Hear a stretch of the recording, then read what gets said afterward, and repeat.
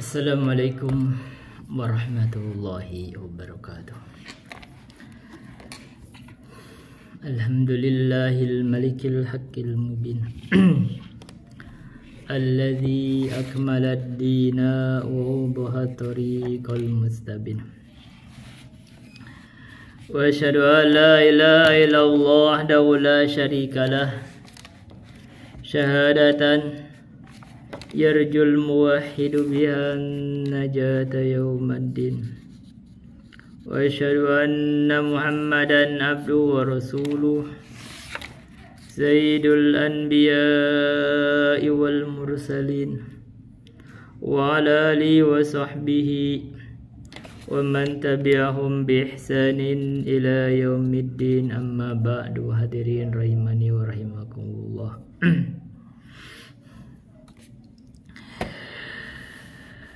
Kita akan melanjutkan membahas kitab Ushul Fiqh karya Syekh Abdurrahman bin Nasir As-Sidi. Sebelumnya kita akan berikan sisipan-sisipan ilmu lagi.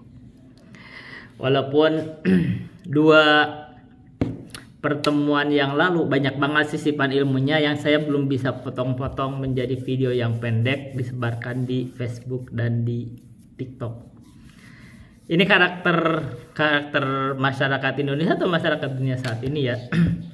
Kalau YouTube itu sepi, orang tuh yang menontonnya itu sedikit. Ya karena mungkin lelah ya, karena panjang kan, lelah. Di YouTube ini lelah, walaupun ilmunya mendalam lelah. Tapi begitu saya potong-potong di Facebook itu viral tuh. Facebook itu saya sekarang 3 minggu berturut-turut itu peringkat 5 di bawah, maksudnya di bawah 5 global Facebook selama 3 minggu berturut-turut. Jadi pernah 4, 2, sekarang 3. Jadi 3 minggu berturut-turut itu Facebook. Dan TikTok, ini Facebooknya namanya Pekebun Milenial. Kalau di TikTok itu kelihatannya mulai viral tuh. Ada satu video itu yang saya potong itu tentang Syiah dan Iran dan Israel itu 13.000 view-nya. Subhanallah kan. Ini satu ya. Apa pelajarannya? Pelajarannya adalah kita itu jangan khawatir dengan ilmu yang kita sandang.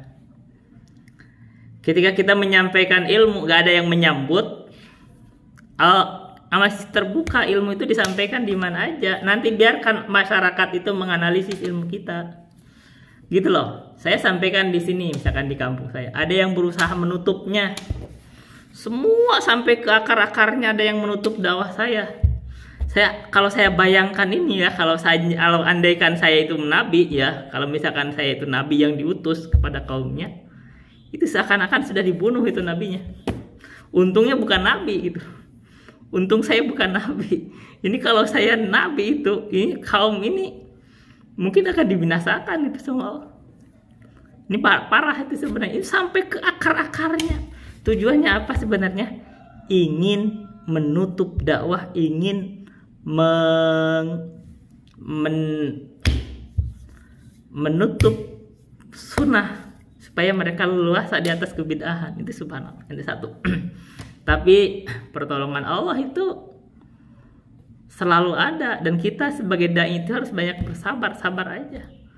Kalau ditutup di satu tempat, kita cari ya tempat lain, gitu loh. Saya kalau misalkan ditutup di kampung saya, pergi ke kampung sebelah. Dan saya gitu, dan memang sekarang secara umum saya nggak pernah sama sekali sekarang dakwah di kampung saya sendiri. Ini di kampung sebelah terus. Di kampung sebelah sendiri ditutup-tutup juga, tinggal satu. Kalau masih ditutup lagi, pindah ke desa sebelah. Ditutup lagi misalkan kita ini di Facebook, di YouTube, TikTok. Biarkan orang itu menganalisis ilmu kita gitu. Terbuka aja analisis. Ilmu ini kalau bicara ya. Ini sisipan kedua. Kita itu harus membiasakan kebebasan mimbar. Ini kalau dosen itu kan ada undang-undang kebebasan mimbar. Agama juga ada kebebasan beragama. Jadi harus ada. Kalau masalah ilmu itu biarkan bebas berbicara. Nanti dianalisis ilmunya. Nah, berbicara itu dianalisis benar dan tadi gitu loh. sebagaimana kita kemarin katakan, ya ini saya belum buka ya. Nanti kalau orang itu logis, itu akan masuk kepada kesimpulan yang lebih benar.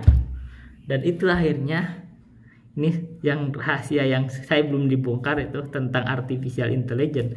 Artificial intelligence itu akan masuk, kalau dia algoritmanya benar, itu pada kesimpulan kebenaran itu adalah Islam dan ahlul hadis.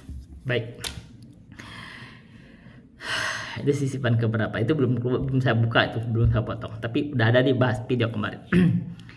Kita sekarang sisipan yang ini udah banyak juga, saya belum keluarin juga, jadi repot juga karena saya belum keluarin tuh. Kalau mungkin belum simak, mungkin yang udah ada di YouTube sudah dapat, tapi saya belum keluarin, belum saya potong karena banyak banget itu. Baik,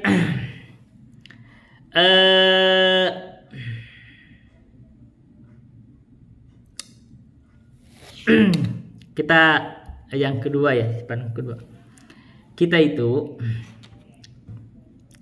jangan terlalu khawatir. Oh ya, yang kedua ini kita bilang itu kita harus selalu bersabar. Apapun yang terjadi pada kita itu harus bersabar. Boleh jadi dengan kesabaran kita itu dibukakan jalan apapun itu. Apapun itu, misalkan dakwah agak dihambat, rizki agak tersendat, misal ya apapun itu. Termasuk misalkan kita ada orang tua sakit, itu harus sabar juga sih sebenarnya lama-lama itu. Kita harus sabar, karena kalau kita gak sabar kita gak pernah tahu pahala yang Allah sediakan buat kita itu apa. Nah kita itu apapun itu ada amalan, ada pahala yang tersedia untuk kita. Kalau orang itu tahu ilmunya, gak perlu khawatir dengan pahala itu. Kita ditutup dengan pintu pahala, belum tentu ketutup juga. Allah tetap berikan kalau ada yang nutupnya gitu loh. Dan ketika Allah buka lagi pintu pahala lain, ini banyak. Kita tuh pintu pahala itu banyak di dunia ini. Gak usah khawatir dengan sebab amalan itu banyak. Anda punya orang tua Anda sakit, Anda urus ya orang tua. Wah ini pahalanya besar tuh. Orang tua kagak mau mandi, Anda mandiin. Coba bayangin kalau orang tua Anda misalkan anggap ya buang air besar di mana aja, sebelum Anda bersihin itu besar pahalanya, itu luar biasa tuh. Dari kita tuh berat juga.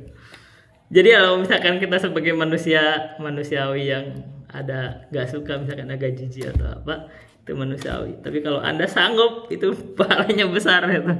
Jadi kita tahu gitu loh.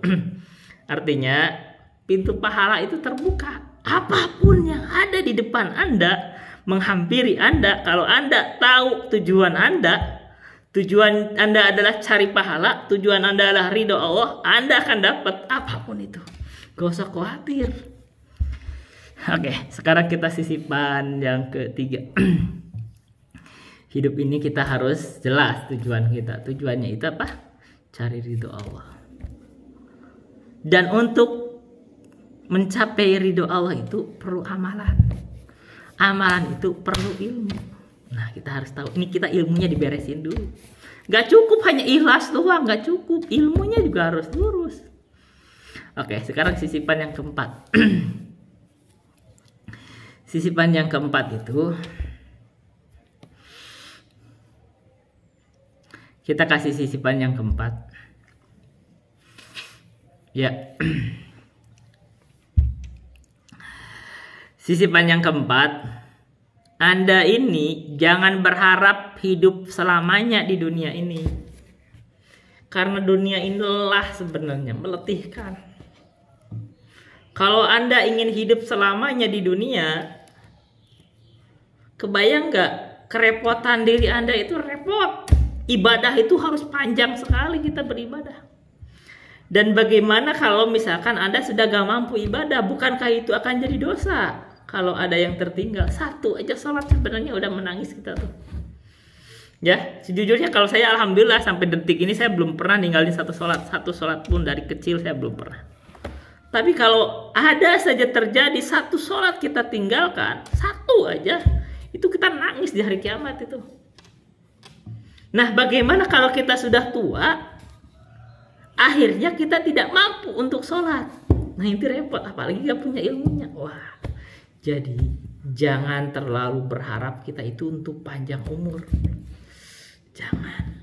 Ngapain umur panjang kalau gak ada manfaatnya? Yang kita inginkan itu adalah kita diberikan yang terbaik oleh Allah di dunia atau di akhirat, itu aja. Kalau kita diberikan di dunia yang terbaik, kita terima. Kalau kita diberikan di akhirat yang terbaik, kita terima. Tapi jangan dimutlakan, saya pengen panjang umur, itu keliru. Anda nih kalau berdoanya begitu, nanti sakit-sakitan masa tua, panjang umur, repot itu. Kadang nggak bisa ibadah, nggak bisa, itu bahaya. Nah, doanya itu jangan begitu. Saya ingin panjang umur, sepanjang kalau saya umur panjang itu maslahat untuk saya dan semuanya, bisa ibadah sempurna, begitu. Kalau panjang umur membuat dosa panjang, ngapain? Bener gak? Kalau panjang umur itu membuat kita susah juga, ngapain? Padahal kalau sakit-sakitan, ngapain? Ini, jadi kita jangan salah doa.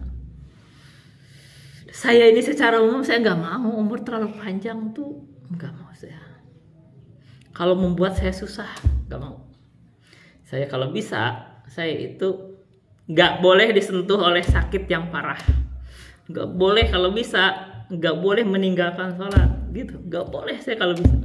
Kalau bisa sih ya kita meninggal itu gitu, habis khutbah meninggal, habis ceramah meninggal, gitu loh. Habis ngimaman meninggal. Lebih bagus gitu. Lebih bagus gitu. Nggak usah terlalu banyak lama sakit. Karena terlalu lama sakit juga ribet kan. Ribet. Sakit banget kan, menyusahkan orang. Kita juga susah ya. Nah, gitu. Dan kita ke sisi panjang ke-6. Umat Islam ini dengan keimanannya, kehidupan yang terbaik itu bukan di dunia, tapi apa? Nanti di surga, gitu loh. Jadi jangan pernah takut untuk mati, karena orang tidak akan bisa masuk ke surga sebelum dia merasakan kematian. Kita tuh berdoanya bagaimana kalau misalkan kita mati itu diringankan kematiannya, itu supaya tidak ada sakaratul maut gitu, sakaratul maut yang berat gitu. Dan supaya kita itu husnul khotimah. Nah, kalau kita selalu berpikir, nih sisipan ke-6, kalau orang itu selalu berpikir kematian, ini kemungkinan akan bisa hadir kapanpun, dan dia ingin meninggal dalam husnul khotimah, kemungkinannya akan lebih berhati-hati dalam menjaga diri. Kalau dia berbuat dosa, segera tobat. Kalau dia berbuat dosa, tidak terlalu melanjutkan gitu loh. Dan dia selalu mengukur diri gitu loh. Oh, ini saya jalanin udah lurus belum? Ilmu ini selalu dimanfaatkan gitu loh. Jadi selalu apa? Selalu ihtisab, selalu menghisab diri. Nah, kalau orang berpikir, ini sisipan yang ke-7 boleh. Ini adalah manfaat yang diinginkan dari orang ziarah kubur. Jadi ziarah kubur itu bukan ingin pergi ke kuburan meminta. Itu membuat musyrik itu namanya. Manfaat dari ziarah kubur itu bukan untuk tawaruk kepada kuburan, bukan. Bukan juga berdoa supaya hajatnya itu dikabulkan dengan dia tawasul ke penghuni kubur, bukan, itu kemusyrikan.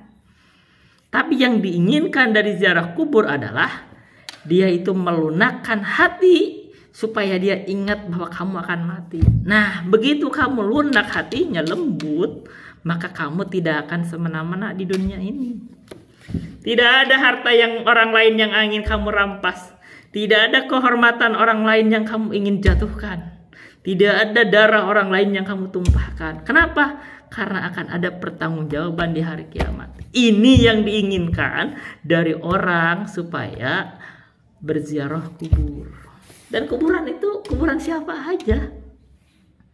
Kuburan siapa aja sebenarnya? Kuburan siapa? Bahkan kalau perlu kuburan orang mati, nggak masalah. Karena yang diinginkan bukan berdoa, bukan berdoa kepada orang yang mati juga, bukan. Yang diinginkan itu kamu ingat akan mati. Itu yang diinginkan, maslahat buat kitanya itu. Bahkan orang mati, bahkan dia raja, orang berkuasa mati, dia ternyata mati juga. Nah, itu yang diinginkan itu dari ziarah kubur, bukan berdoa kepada mereka, untuk mereka juga bukan. Kalau kita mau berdoa bisa di mana aja, bahkan lebih afdal dalam salat. Ini sisipan yang ke berapa lah, ke-7 atau berapa, boleh terserah saya dalam penghitung. Berdoa yang afdal itu di dalam salat, bukan di kuburan, walaupun kita mendoakan mayit. Jadi kita ziarah ke kubur itu bukan untuk mendoakan mayit pokoknya, tapi untuk kita lembutkan hati kita supaya kita itu tidak semena-mena di kehidupan ini. Kamu akan mati, cek. Orang-orang yang berkuasa itu dulu sampai menumpahkan darah jutaan orang, Stalin, cek. Ya kan, Hitler, cek tuh, Fir'aun, Namrud, Bukhtanasor. Itu jutaan orang ditumpahkan tuh, apa itu? Mongol itu, Kubilai Khan. Itu jutaan orang ditumpahkan. Di mana sekarang mereka kuburnya? Bagaimana kehidupan? Mati juga. Nah gitu. Ketika kamu ujungnya akan mati, kamu jangan sampai kamu mempertanggungjawabkan darah-darah orang nanti di akhirat. Kalau kamu mati dalam keadaan tidak ada harta orang lain yang kamu rampas, tidak ada kehormatan orang lain yang kamu jatuhkan, tidak ada darah orang lain yang kamu tumpahkan, itu enak di depan Allah. Ya Allah, saya sudah berjalan di dunia ini sesuai kemampuan saya dalam rangka mencari ridho Allah. Ya gitu, apapun yang kau kasih saya terima gitu loh. Diberikan nikmat bersyukur, diberikan ujian bersabar, begitu. Tidak ada darah yang ditumpahkan, tidak ada harta orang lain yang kita ambil, tidak ada kehormatan orang lain yang kita jatuhkan, tidak. Kita hanya menegakkan kebenaran, selesai, begitu kan? Dan kita bersabar apapun ujiannya. Baik. Kalau udah bicara gini ya, saya juga kayak sedih kadang-kadang. Baik, kita akan lanjutkan membahas usul fikih. Karya Syekh Abdul Rahman bin Nasir Asyidi wa min dalika. Dan dari hal tersebut, ada sebagian itu, yaitu dalika itu kembali kepada usul, pokok-pokok atau kaidah al-kabir, kaidah-kaidah yang besar di dalam, atau umur, kaidah-kaidah besar atau usul yang diambil dari Al-Quran dan As-Sunnah itu adalah qauluhum, ucapan para ulama fikih, al-hukmu yaduru ma illatihi thubutan wa adaman. Hukum itu berputar bersama ilatnya, ada atau tidaknya. Kalau bahasa lain di dalam qaidatul fiqhiyah, ini kayak saya hafal dari qaidah fikih Asidi juga, wal hukmu dairun ma illatih wa hiya allati qad aujabat li syir'ati. Hukum itu dairun ma illatih, berputar bersama ilatnya. Wa hiya allati qad aujabat li syir'ati, ilat itulah yang menjadikan di syariatnya hukum. Nah, begitulah hukum itu. Hukum itu ada karena ilatnya. Kenapa khamr itu diharamkan? Karena memabukkan. Nah, ilat memabukkan itulah yang menjadikan diharamkannya khamr. Begitu ilatnya hilang, maka hukum berubah. Ketika khamr itu berubah menjadi cuka, hilang ilat mengabukannya, maka hilang pula hukumnya, berubah hukumnya. Jadi dari haram jadi halal. Asal tidak disengaja kan kita campurin supaya jadi cuka. Tapi kalau dia itu khamr itu berubah dengan sendirinya menjadi cuka, maka itu menjadi halal. Fal ilalut tamatul lati yu'lamu anna syari'a rattaba 'alaiha al-ahkama mata wujidat wujidal hukm wa mata faqidat lam yathbutil hukm. Fal ilatut tamah, ilat yang sempurna seperti tadi itu, kalau itu memabukkan ilatnya, allati yu'lamu, yang diketahui, bahwa anna syari'a, bahwa sesungguhnya Allah itu rattaba 'alaihal ahkama. Rattaba itu adalah menetapkan aja, menetapkan 'alaiha terhadap ilat itu hukum. Jadi menjadikan itu atau menetapkan atau menjadikan alasan dengan ilat itu hukum. Mata wujidat, bila mana ilat itu ada, wujidal hukum, maka itulah hukum yang ditemukan. Jadi misalkan terjadi itu ternyata membuat mabuk, itu seperti seperti khamr itu, maka wujidal hukum, maka ditetapkan hukumnya, itu hukumnya haram. Wa mata fukidat atau mata fakodat boleh, atau fukidat aja boleh. Ketika tidak diketemukan, tidak ada itu ilat, lam yathbutil hukum, maka tidak tetap hukum, tidak ada lagi hukum tersebut. Jadi misalkan ternyata khamrnya sudah berubah jadi tukar, jadi tidak bikin mabuk lagi, maka hilanglah hukumnya. Nah, kalau kita tahu ilatnya, kita bisa mengkiaskan. Nah, kemarin kita syarat kias apa? Rukun kias ada 4, ada ilat, ada asal. Asal itu apa? Asal itu yang disebut bahasa oleh makis alaih. Ada furu, far cabang itu yang kita kiaskan, itu yang disebut adalah makis, yang dikiaskan itu.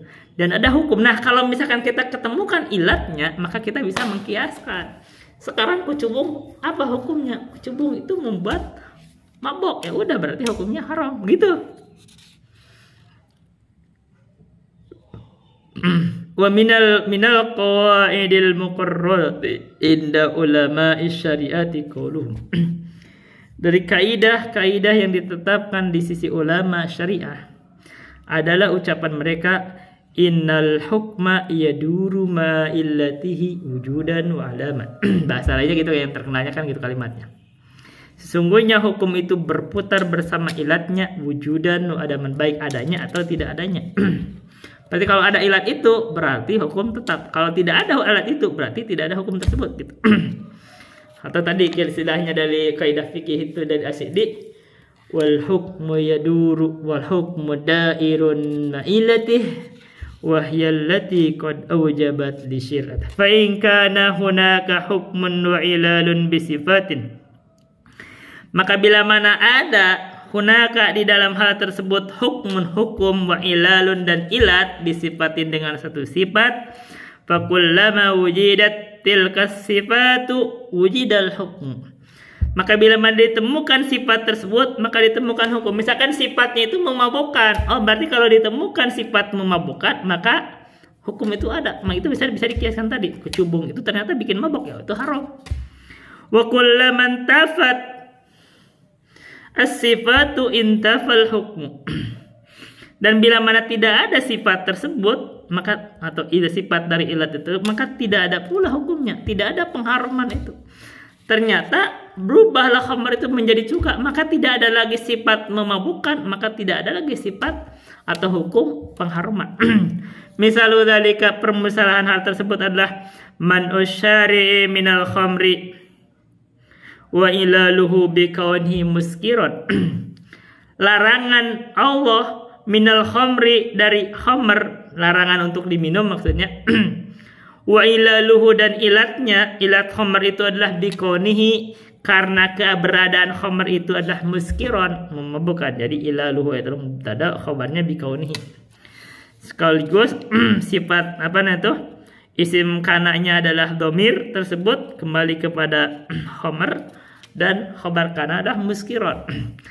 Dengan keberadaan khamr tersebut itu memabukkan, fakullama wujidal iskaru dalla dzalika ala tahrimi, maka bila mana ditemukan memabukkan tersebut, sifat memabukkan itu, dalla, maka menunjukkanlah apa dzalika, sifat itu, sifat memabukkan itu, ala tahrimi, kepada pengharuman khamr.